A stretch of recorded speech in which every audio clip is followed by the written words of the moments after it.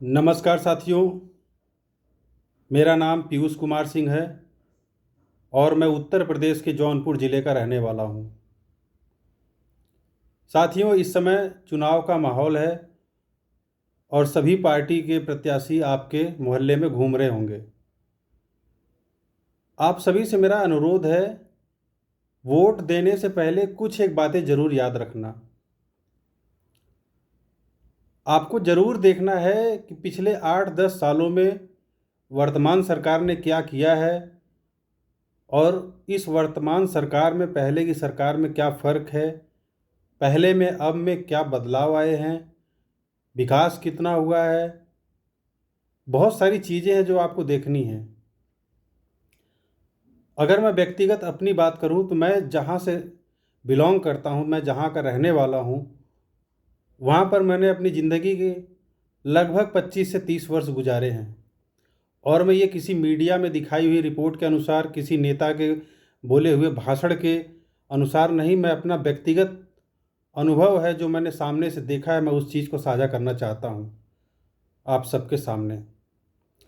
साथियों, बात है लगभग ये 2010 के आसपास की, 2012-10 या उससे पहले कभी भी, उस समय का 2013 से पहले का माहौल क्या होता था। साथियों, अगर किसी भी गांव को आप ले लेंगे, अगर उस गांव के आंकड़े को देखेंगे, 20% ही सिर्फ पक्का मकान था गांव में, 20% पक्का मकान। और उस 20% में भी शौचालय सिर्फ 20% ही घरों में था। माताएं बहनें या सुबह के अंधेरे में या शाम के अंधेरे में ही शौच के लिए बाहर जा पाती थी। जो बचे हुए 80% की महिलाएं थी, बहन बेटियां थी। साथियों, आलम यह था कि वो दिन में अगर किसी का पेट खराब हो जाए और कोई समस्या हो जाए तो वो शौच के लिए नहीं जा सकता था, शर्म के मारे। सुबह शाम सिर्फ रात के अंधेरे में ही शौच के लिए जा पाती थी माता बहनें। कच्चे मकान थे दलित भाइयों के, उनके घरों तक बिजली नहीं थी। चूल्हा जलाने के लिए वो लकड़ियां चुगने जंगलों में जाया करते थे। उनके घरों तक सड़कें नहीं थी। सरकारी स्कूलों की व्यवस्था जर्जर थी। मैं ये अपने गांव की बात कर रहा हूँ साथियों, अपने गांव की। मैं किसी मीडिया की रिपोर्ट को नहीं बता रहा हूँ। और ये सब व्यक्तिगत, आप अपने क्षेत्र, अपने अगर आप गांव देहात से बिलोंग करते हो, आप किसी भी स्टेट से, तो आप अपने यहाँ भी ये बदलाव ज़रूर देखे होंगे। आज इस वर्तमान की 9 साल की सरकार में लगभग, एक मेरे खुद के अपने गांव में, जहां पर लगभग 700-800 घर होंगे, उन 700-800 घरों में आज 300 से 400 के बीच में आवास आया है। एक एक घर में शौचालय बना है। सड़कों की व्यवस्था जो पहले जर्जर हुआ करती थी, वो सड़कें ठीक हो गई। बिजली के कनेक्शन जहां नहीं थे, जिन जिन घरों तक, जिन बस्तियों तक, गरीब दलितों के आवास तक सड़क, बिजली, पानी, शौचालय, आवास कुछ भी नहीं था साथियों, आज उन तक ये चीज़ें पहुंची हैं। आज़ादी के इतने साल बाद मैं यही नहीं कह रहा कि कांग्रेस ने कुछ नहीं किया है, कांग्रेस ने बहुत कुछ किया है। लेकिन क्या यार, ये लोग भी तो इंसान है। आप आज़ादी के 70 सालों तक इनके घर तक बिजली नहीं पहुंचा पाए, सड़क नहीं पहुंचा पाए, एक छत नहीं दे पाए। आप स्वयं से सोचिए, वो भी माँ बहन है, किसी की बहन बेटियां हैं। किसी को इलाज के लिए हॉस्पिटल जाना था, ना वहाँ सड़क है, ना गाड़ी है, ना इलाज के लिए पैसे हैं। आज वो अपना आयुष्मान कार्ड है, गरीब हो अमीर हो, 5 लाख का तक उसमें मुफ्त इलाज है। आप किसी भी हॉस्पिटल में जाइए, 5 लाख तक का इलाज कराइए। मुफ्त राशन कोविड में इतना बांटा गया। आप स्वयं से सोचिए साथियों, एक समय था 2014 से पहले, आए दिन बस स्टेशनों पर, रेलवे स्टेशनों पर हमेशा ये अनाउंस होता रहता था कि यहाँ पर बम हो सकता है, वहाँ पर बम हो सकता है, इसको ना छुएं, उसको ना छुएं, पुलिस को सूचना दें। लेकिन आज अपने देश में किसी की हिम्मत नहीं है कि कहीं पर कुछ गलत सोच सके। कुल मिला के साथियों, मेरा कहने का मतलब ये है कि विपक्ष आपको गुमराह करने की कोशिश करेगा, लेकिन आप एक बार आंख बंद करके अपने आसपास के विकास को देखिएगा, किसी के कहने में नहीं आइएगा। और दूसरी, आपको बहकाने कौन आ रहा है? वही लोग आ रहे हैं ना सर, सपा बसपा कांग्रेस, जो आज 70 सालों तक एक दूसरे को देखना नहीं पसंद करते थे। और ये बातें मैं किसी डिबेट में नहीं बैठा हूँ, मैं एकदम रियल बोल रहा हूँ, बिना काट पिट के, बिना किसी लालच में, एकदम जो सच है वो सामने है। साथियों, कांग्रेस सपा बसपा ये लोग एक दूसरे को उत्तर प्रदेश में देखना नहीं चाहते थे।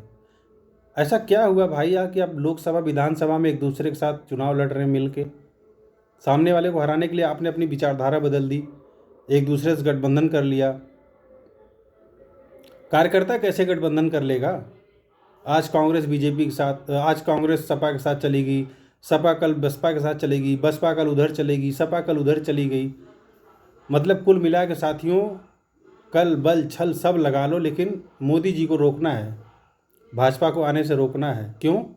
आज से पहले तो आप लोग अलग अलग लड़ते थे, बारी बारी से प्रदेश में सरकार चलाते थे, तब आपको गरीबों का ख्याल नहीं आया। आज गरीब को विकास मिल रहा है, मुख्य धारा से जोड़ा जा रहा है, तो आप लोगों को दिक्कत है।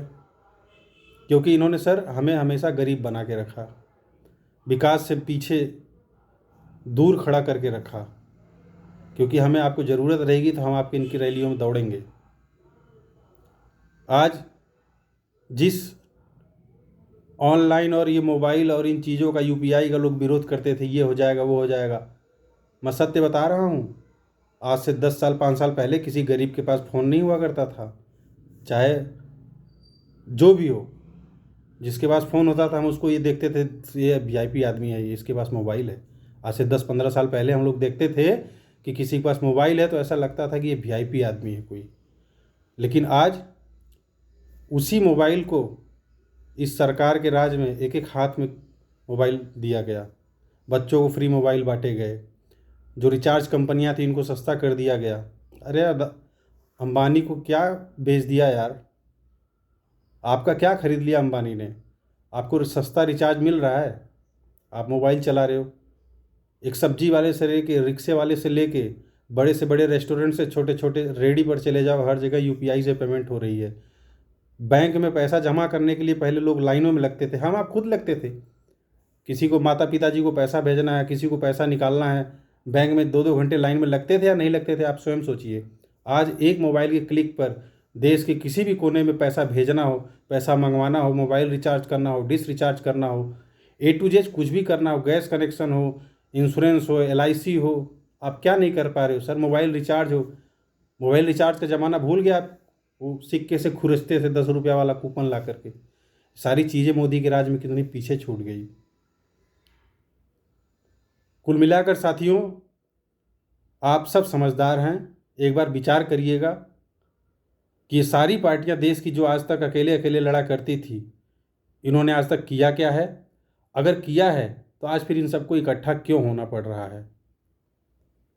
इन्हीं बातों के साथ मैं अपनी बातों को यहीं समाप्त करता हूँ, और आशा है, उम्मीद है कि आप मेरी बातों को समझेंगे और अपने घरों से निकलेंगे और एक मजबूत सरकार और मजबूत देश के लिए आप वोट करेंगे। जय हिंद, जय भारत, धन्यवाद।